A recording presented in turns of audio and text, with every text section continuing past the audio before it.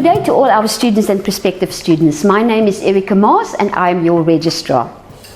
I wish to share with you the not so fun part of university life, that of assessment and examinations. Yes, unfortunately, it is an important part of any training program, assessing how your knowledge, your skills, your competencies developed over time. Now, the bad news is that assessment, examinations and even graduation regulations at the university are often very complex. And for newcomers, it may be very difficult to understand exactly what is happening and what is required. First things first, let's talk about a few terminology that may be foreign to you at the moment, but that may become part of your day-to-day conversations very soon. A module. At university, we refer to subjects as modules. And during registration, you registered for a number of individual modules. Each of these modules will be assessed, and each of these modules, unfortunately, you have to pass in order for you to finally graduate. Now, not all modules are assessed in the same way.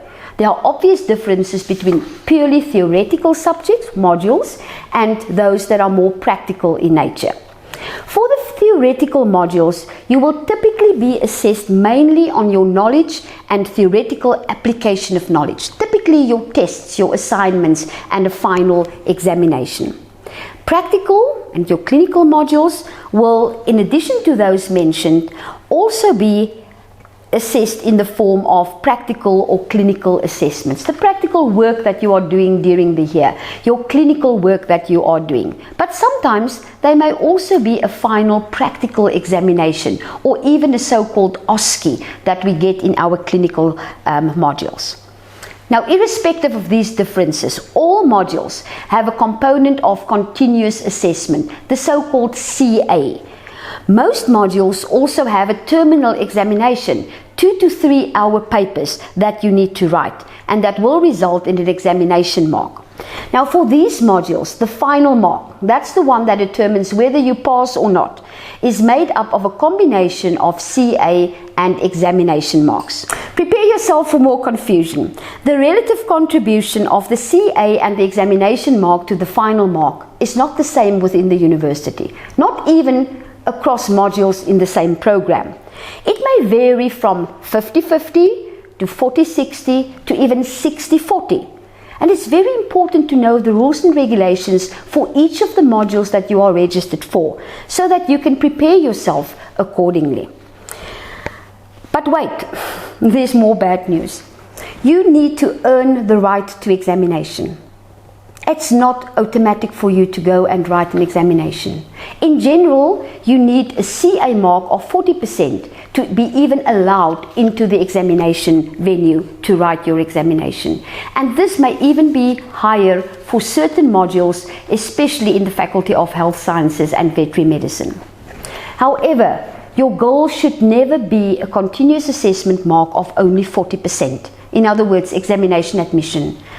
Remember, if you have a CA mark of 40% and you are writing a module where the contribution of CA to the final mark is 40-60, you will need a mark of 57% in the examination to just pass that module. Think about it. You only managed a mere 40% during continuous assessment over a variety of opportunities that you have.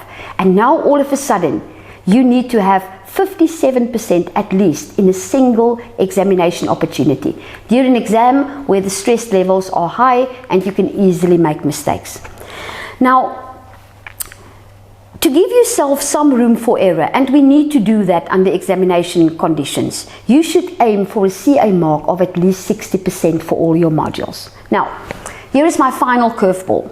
Some modules consist of only continuous assessment, the so-called 100% continuous assessment modules. If your final CA in such module is less than 50%, you fail. And there's no further opportunity for you to improve that mark. So please make sure that you understand that every assessment is important and you need to give it the importance it deserves. I think you will agree with me that the UNAM assessment system seems very confusing especially when you are coming from the school system. So where will you get all this information for the individual modules? Number one, within the first week of classes, you need to receive a module outline for each of the modules from your lecturer. This will contain all the relevant information for this module, including the assessment strategy. It's quite important because very often it also includes the exact examination dates and also your test dates. So please make sure that you get that. If you don't get it, ask your lecturer. They need to provide that to you.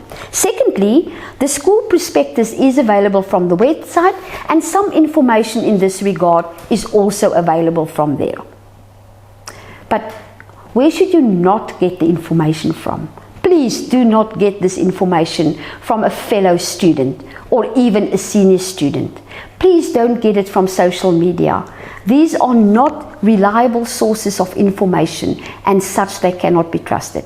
They may be your best friend, but they do not have the authority of this information. Remember, as a university student, it remains your responsibility to know your rules and regulations and what applies to you. Now that you have a better idea of what is expected from you with regards to assessment and examinations, all that is left for me is to wish you a successful academic year. All the best.